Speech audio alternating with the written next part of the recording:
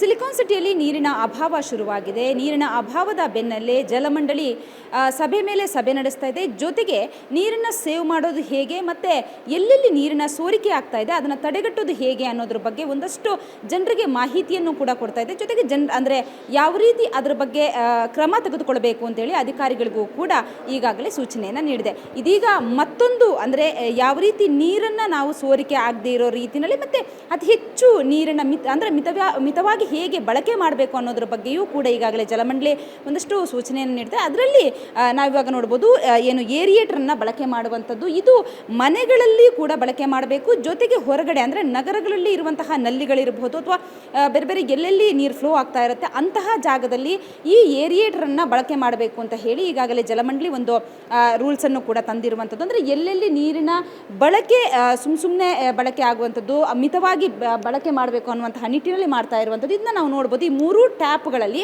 ಯಾವ ರೀತಿ ಅಂದರೆ ಸೇಮ್ ಟ್ಯಾಪ್, ಆದರೆ ಇಲ್ಲಿ ನಾವು ನೋಡ್ಬೋದು ಏರಿಯೇಟರ್ ಟ್ಯಾಪ್ ಇರ್ಬೋದು, ನಾರ್ಮಲ್ ಟ್ಯಾಪ್, ಜೊತೆಗೆ ಫ್ಲೋ ರಿಸ್ಟ್ರಿಕ್ಟರ್ ಅನ್ನೋವಂಥದ್ದು ಇದೆ. ಇದು ಬೇರೆ ಬೇರೆ ಅಂದರೆ ಇಲ್ಲಿ ಮಧ್ಯದಲ್ಲಿ ಇರುವಂಥದ್ದು 4 ಲೀಟರ್ದು, ಲಾಸ್ಟ್ ಬರುವಂಥದ್ದು ಇದು 15 ಲೀಟರ್ದು, ಈಚೆ ಇದು ಏನು 2.5 ಲೀಟರ್ದು. ಹಾಗಿದ್ರೆ ಇದು ಯಾವ ರೀತಿ ನೀರು ತುಂಬುತ್ತೆ, ಏರಿಯೇಟರ್ ಬಳಕೆ ಮಾಡಿರೋದ್ರಲ್ಲಿ ಯಾವ ರೀತಿ ನೀರು ಫ್ಲೋ ಆಗುತ್ತೆ ಅನ್ನೋದನ್ನ ನಾವು ನೋಡೋಣ. ಇಲ್ಲಿ ನಾನು ಪ್ರೆಸ್ ಮಾಡ್ತೀನಿ, ಈಗ ನೋಡೋಣ. ನೋಡಿ, ಆನ್ ಆಯಿತು.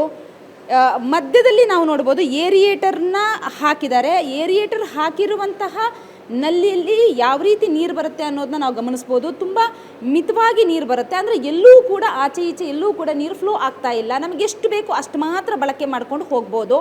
ಪಕ್ಕದಲ್ಲಿ ನಾವು ನೋಡ್ಬೋದು ಅದು ನಾರ್ಮಲ್ ಟ್ಯಾಪ್, ಅಲ್ಲಿ ಅದು 15 ಲೀಟರ್ದು, ಅದು ಬೇಕಾಬಿಟ್ಟು ನೀರು ಹೋಗ್ತಾನೆ ಇರುತ್ತೆ. ಅಂದರೆ ನಾವಿಲ್ಲಿ ಗಮನಿಸಬಹುದು, ಮನೆಯಲ್ಲಿ ಪಾತ್ರೆ ತೊಳೆಯುವಂತಹ ಸಂದರ್ಭದಲ್ಲೂ ಕೂಡ ನಾವು ಬೇಕಾಬಿಟ್ಟು ನೀರನ್ನು ಬಳಕೆ ಮಾಡ್ತೀವಿ. ಅದನ್ನು ತಡೆಗಟ್ಟಬೇಕು ಅಂತಂದರೆ ಅದಕ್ಕೋಸ್ಕರನೇ ಈಗ ಏರಿಯೇಟರ್ನ ಬಳಕೆ ಮಾಡಿ ಅಂತ ಹೇಳಿ ಜಲಮಂಡಳಿ ಹೇಳ್ತಾ ಇರುವಂಥದ್ದು.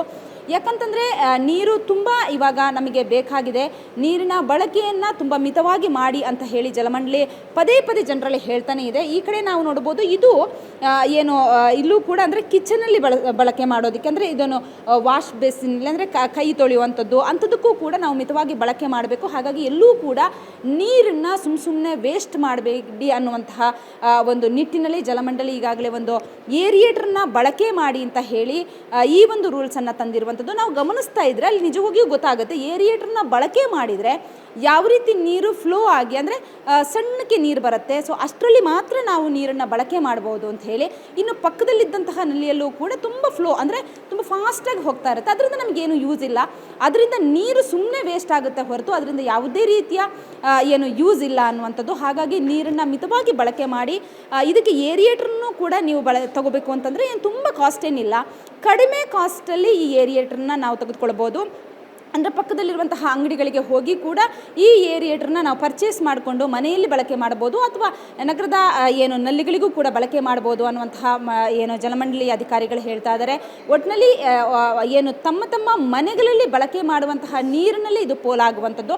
ಹಾಗಾಗಿ ಇದನ್ನು ಮಿತವಾಗಿ ಬಳಕೆ ಮಾಡಿ ಅನ್ನುವಂತಹ ಮಾತನ್ನು ಜಲಮಂಡಳಿ ಈಗಾಗಲೇ ಹೇಳ್ತಾ ಇದೆ. ಹಾಗಾಗಿ ಪ್ರತಿಯೊಬ್ಬರೂ ಕೂಡ ನೀರನ್ನು ಮಿತವಾಗಿ ಬಳಕೆ ಮಾಡಿ ಅನ್ನುವಂಥದ್ದು ನಮ್ಮ ಉದ್ದೇಶ ಕೂಡ.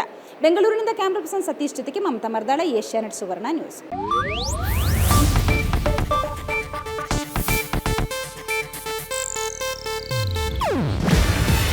ಇದು ಏಷ್ಯಾನೆಟ್ ನ್ಯೂಸ್ ನೆಟ್ವರ್ಕ್ ಪ್ರಸ್ತುತಿ. ನೀವು ನೋಡ್ತಿದ್ದೀರಾ ಏಷ್ಯಾನೆಟ್ ಸುವರ್ಣ ನ್ಯೂಸ್.